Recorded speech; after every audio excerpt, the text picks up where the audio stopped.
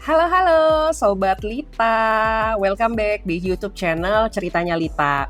Thank you udah klik video ini ya Sob.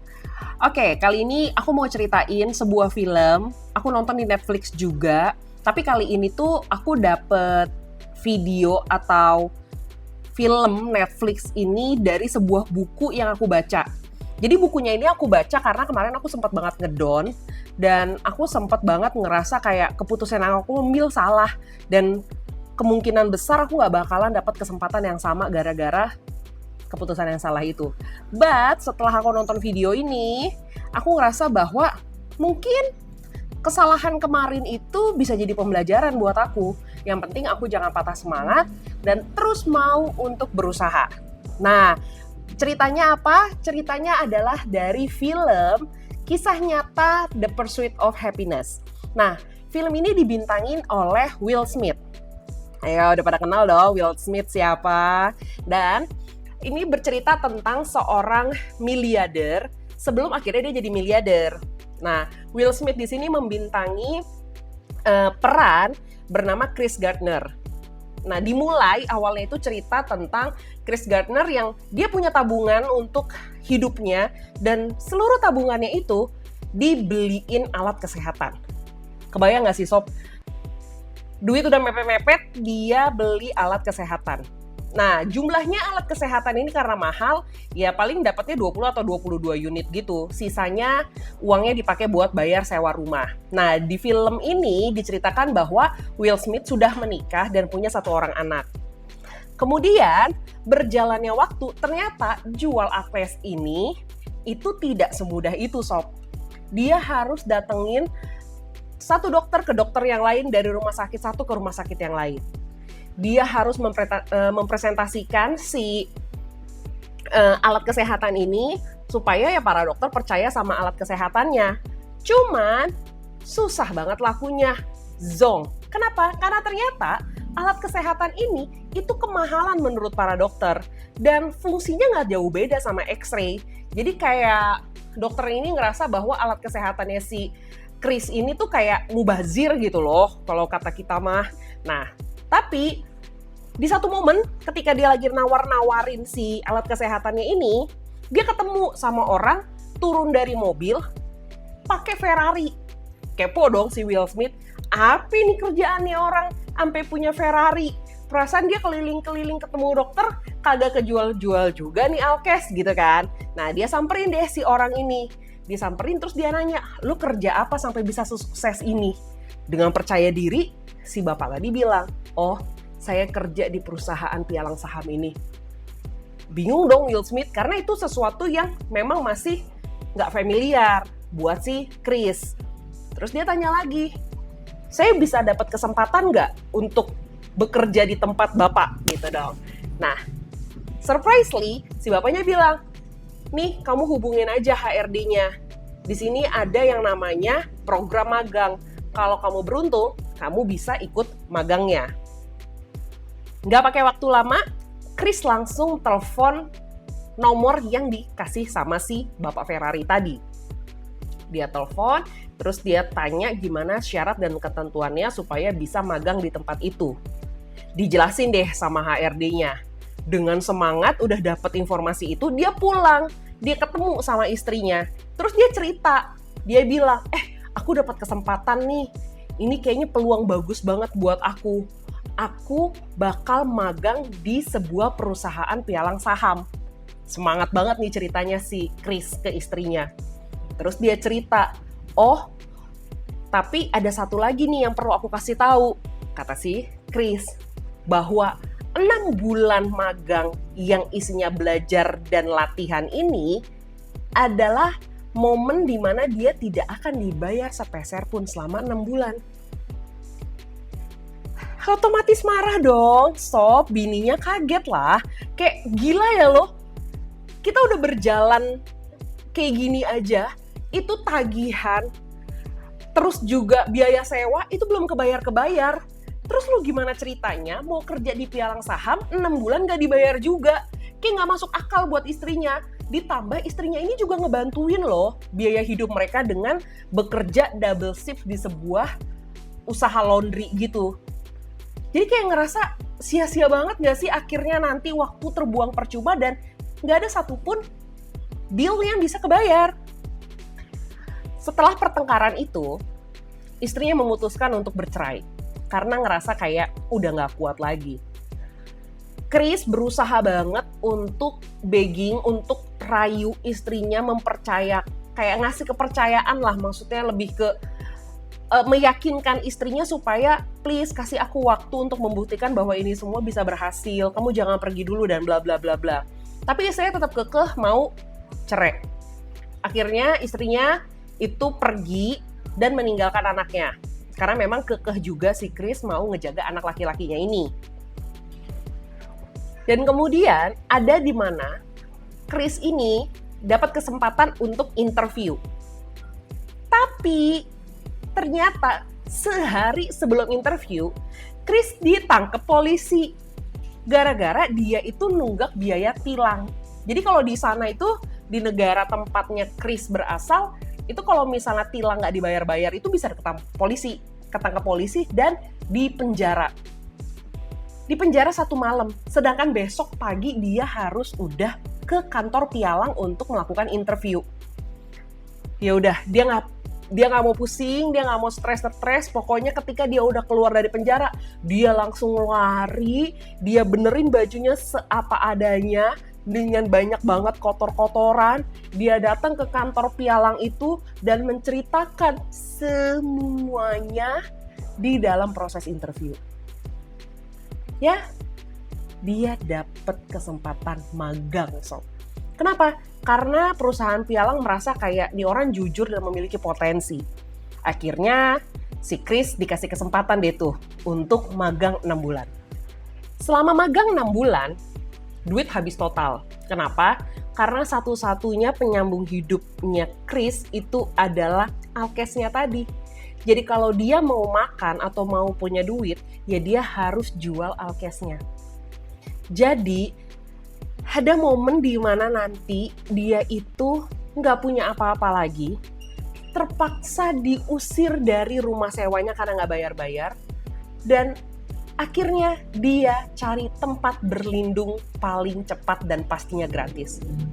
Kebayang di mana, Sob? Di toilet stasiun kereta. Lu bisa bayangin, Sob, namanya toilet ya pasti jorok, kotor, dan kan dipakainya juga sama banyak orang. Nah, supaya dia nggak diganggu ketika tidur, dia itu ngeganjel itu pintu pakai, seingat aku sih, kayak dia pakai kakinya supaya nggak ada orang masuk.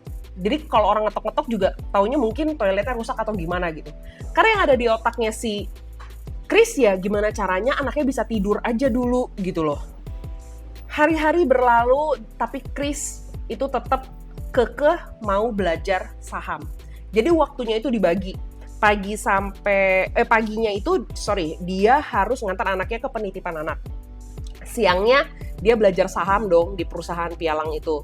Nah, menjelang sore itu biasanya dia akan datangnya lagi dokter-dokter untuk bisa jual si alkesnya yang tersisa ini supaya dia bisa dapat duit dan dia bisa makan gitu. Nah, sampai akhirnya dia juga sadar bahwa nggak mungkin dong dia tinggal di toilet terus-terusan. Dapat ide lah dia akhirnya untuk tinggal di rumah susun gelandangan. Jadi di sana tuh ada rumah susun yang memang dimiliki oleh dinas sosial, diperuntukkan untuk para gelandangan. Tapi ya namanya gelandangan kan jumlahnya nggak sedikit, banyak. Untuk dapetin kuota itu ya harus baris, maksudnya harus ngantri lah si Chris di situ. Karena yang ada di otaknya adalah gimana caranya anaknya bisa tidur nyaman aja. Ya udah, dia ngantri dan akhirnya dapet. Di sela-sela itu, dia tetap mengusahakan untuk belajar, Sob. Gila banget, ini orang bener-bener gigih banget, sumpah. Dia belajar ketika dia udah memastikan anaknya tidur. Terus, ternyata di rumah susun itu ada jam tidur di mana lampu itu dimatiin semua, jepret gitu mati. Nah terus gimana cara belajarnya dong kalau semua lampunya mati? Tenang, dia nggak kehabisan akal. Kan dia bawa alkes, dia masih punya stok alkes. Disitulah dia ngoprek-ngoprek supaya lampu indikatornya bisa dia pakai untuk penerangan. Supaya dia bisa baca buku. Gila banget kan? getol banget hidupnya. Ya udah, terus dia coba belajar terus dan itu di-repeat terus sama dia sampai akhirnya masa magangnya itu udah mau selesai. Nah, di ujung-ujung masa magang selesai itu si perusahaannya bilang bahwa kalian di challenge siapa yang bisa dapet klien atau pecah telur lah gitu, dia bisa jadi karyawan tetap. Nah, saingan dong pasti. Semua teman-temannya itu sibuk ngehubungin orang. Ditelepon-teleponin semua orang. Nah, terus si Chris ini mikir, kalau gue kayak teman-teman gue nanti waktu gue habis. Kalau waktu gue habis nanti gue gak punya waktu untuk ngantri rumah susun gelandangan. Akhirnya dia ngapain? Langsung dia telepon kelas kakapnya. Dia cari dari daftar yang diberikan perusahaan itu mana orang terkaya. Akhirnya dia dapat satu nama. Namanya Walter Ribot. Ditelepon deh tuh si Walter untuk ketemuan, kayak ngasih business opportunity lah, meeting gitu, pitching. Ya udah, dikasih kesempatan sama Walter untuk datang ke kantornya Walter untuk presentasi. Tapi lagi-lagi ada aja kendalanya. Bosnya dia nyuruh dia sesuatu sampai akhirnya dia telat datang ke kantornya Walter. Ya Walter ngerasa ya dia sibuk, bukannya karena mau gimana-gimana ya, karena udah ada janji yang lain gitu kan. Ya kalau lo nggak bisa dapat kesempatan di jam yang udah ditentukan ya udah bye gitu dong Walternya, simple. Nah ngerasa kayak nggak enak kali ya si Chrisnya, ya udah dia nekat hari Sabtu pagi dia datengin rumahnya Walter, bawa si anaknya ini. Dia bawa anaknya, terus dia datengin dan dia say sorry banget. Ketemu deh tuh dia sama si Walter dan dia bilang, I'm so sorry, maafin aku ya, kemarin aku karena ada kendala makanya aku nggak bisa datang dan bla bla bla bla bla bla bla. Nah, nggak yang basa-basi banget juga si Walter ya, dia cuma bilang, kamu suka football, aku lagi mau nonton football nih, kamu mau ikut? Wah, si Chris jadi surprise lah. Mau, saya tetap mau, pasti saya mau, tapi saya bawa anak saya. It's okay, bawa aja anaknya gitu kan. Kenapa? Karena ternyata si Walter juga bawa anaknya, dan anaknya Walter sama anaknya si Chris ini seumuran, jadi pasti mereka bisa main bareng gitu kan. Ya udah, akhirnya berangkatlah ke tempat football. Dan balik lagi, buah dari kegigihannya si Chris. Si Walter itu ngenalin Chris ke temen-temennya di lapangan football. Kebayang gak sih teman-temannya miliarder kayak Walter, ya pasti miliarder lagi. Ya orang kaya juga lah. Dan si Walter itu ngebiarin atau mengizinkan Chris masuk ke ekosistem itu. Nggak pikir panjang. Chris pasti mikir ini itu kesempatan besar. Presentasi singkat lah dia di sana. Ngasih tahu bahwa pialang saham ini begana begono hasil dari belajar dia malam-malam itu.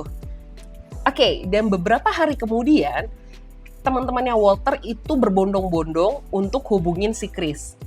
Mereka sama-sama minta Chris untuk bisa kelola keuangannya mereka, beli saham yang cocok, pokoknya pakai jasanya Chris. Dan karena itu, Chris dinyatakan sebagai achiever terbaik nomor 1 saat itu. Dia ngalahin semua teman-temannya dan akhirnya dia dapet jadi karyawan tetap. Keren banget. Dan pencapaian yang mungkin nggak disangka juga sama si Chris. Meskipun kita semua udah bisa lihat bahwa ya perjuangannya juga nggak main-main kemarin gitu kan. Dan masa magang selesai, dia bekerja buat perusahaan itu sob. Cuman nggak lama, dia total itu bekerja di perusahaan, sempat pindah-pindah perusahaan juga, diceritakan kurang lebih itu 6 tahunan. 6 tahun dia bekerja di perusahaan-perusahaan pialang saham, dan akhirnya di tahun 1987 dia memberanikan diri, nekat lagi, itu untuk bikin perusahaan sendiri, namanya Gardner Rich & Co. Nah, berkembanglah si perusahaannya Chris ini. Sampai akhirnya di tahun 2006, saham dari perusahaannya dia jual. Dan oleh karena itu, dia sah dinobatkan untuk menjadi seorang miliarder. Indah banget gak sih ceritanya? Kalau diceritain, kalau dijalanin mah, ya We never know ya, apakah kita bisa sekuat dia. Tapi yang pasti, meskipun cerita kita pasti beda-beda dalam hidup, struggle kita juga beda-beda, masalah kita juga beda-beda, tapi aku belajar dari cerita ini bahwa yang penting usahain aja dulu selama nyawanya masih ada, selama kesehatannya masih oke. Pokoknya lakuin aja apa yang bisa kita lakuin, berkarya sesuai dengan apa yang ada di hatinya kita, karena pasti nanti akan ada jalan menuju kesuksesan yang sebenarnya kita harapin. Itu tuh bener-bener ngajarin aku banget, Sob. Dan seberat apapun hidup, pasti ada jalan. Asal kitanya bener-bener nggak berhenti cari jalan. Jatuh itu bukan akhir dari segalanya, apalagi kayak yang aku bilang. Aku kemarin sempat salah ambil keputusan dan itu bukan akhir dari segalanya. Aku masih bisa coba lagi. Meskipun sampai detik ini aku masih terus belajar, tapi aku yakin bahwa akan ada hasil dari setiap perjuangannya aku. Dan semoga cerita ini juga bisa bermanfaat buat kamu. Jangan lupa tinggalin komen ya di kolom komentar. Kasih tahu ke aku mana momen yang menurut kalian tuh paling epic dan menyentuh. Dan kalau kalian punya film yang bagus juga untuk ditonton, please rekomendasiin aja ke aku, nanti aku tonton dan aku bakal ceritain begini juga. Dan kalau misalnya kalian juga pengen berbagi, ceritain aja semua di kolom komen. Oke? Sekian dulu video dari aku. Thank you udah nonton video ini. Dan jangan lupa untuk kasih like dan subscribe-nya ya. See you in the next video. Bye-bye, Sob.